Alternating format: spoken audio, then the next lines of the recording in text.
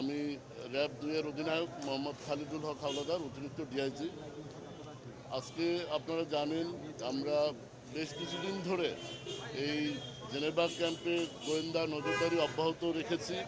বিভিন্ন অপরাধীদের আনাগোনা এবং মাদক ব্যবসায়ীদের মাদক বিক্রয়কে কেন্দ্র করে এবং মাদক বিক্রয়ের যে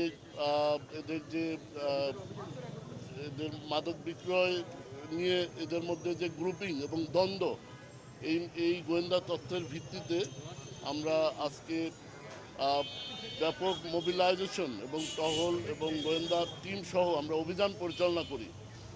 এই দীর্ঘ অভিযান পরিচালনাকালে আমরা এখানে 3 জন আসামিকে মাদকসহ গ্রেপ্তার করি। বেশ আপনারা টেবিলে দেখছেন দেশীয় অস্ত্র, সামুরাই, ড্যাগার, চাকু, যেগুলো এরা বিভিন্ন মারামারি এবং প্রতিদ্বন্দ্বী গ্রুপগুলোর মধ্যে যখন বিভিন্ন সংঘাত তৈরি হয় তখন এই দেশীয় অস্ত্র এগুলো ব্যবহার করে, এগুলো আমরা উদ্ধার করেছি। এবং একটি শুটার গান, একটি দেশীয় অস্ত্র শুটার গান আমরা পেয়েছি। তো এখানে আমরা যেটা সবসময় বলে থাকি, মোহাম্মদপুরের জেনেভা ক্যাম্পে কোনো মাদক বিক্রয়কারী, কোনো কিশোর গ্যাং সদস্য, কোনো অপরাধী আমরা মোহাম্মদপুরের এই জেনেভা ক্যাম্পে আমরা থাকতে দিব না।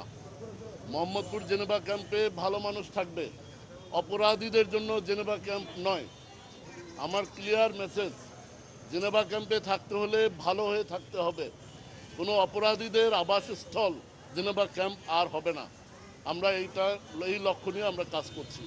জেনেভা ক্যাম্পের কোনো মাদক ব্যবসায়ী, কোনো কিশোর গ্যাং সদস্য, কোনো অপরাধী থাকতে পারবে না।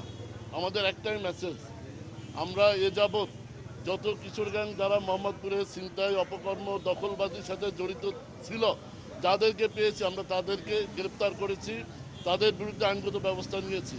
আমাদের এই ধারা অব্যাহত থাকবে। জেনেভা ক্যাম্প একটি ভালো মানুষদের আবাসস্থল হবে, কোনো অপরাধীদের আবাসস্থল জেনেভা ক্যাম্প হবে না। এটা আমাদের ক্লিয়ার মেসেজ।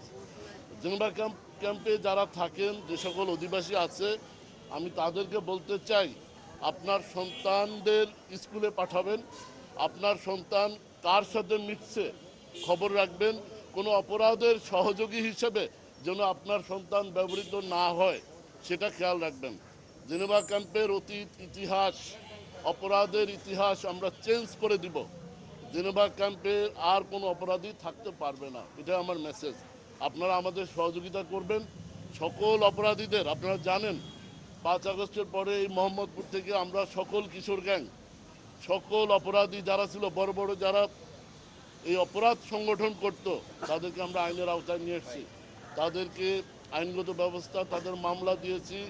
যারা মাদক বিক্রি করে অবৈধ অর্থ উপার্জন করেছে, সম্পদ করেছে, জায়গা জমি বাড়ি কিনেছে, তাদের বিরুদ্ধে আমরা গোয়েন্দা তথ্য নিয়ে তাদের সম্পদ বাজেয়াপ্ত করার ব্যবস্থা করেছি।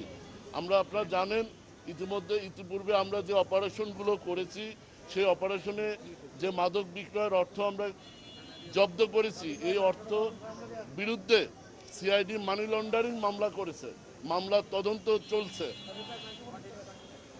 মাদক বিক্রি কোনো পেশা হতে পারে না।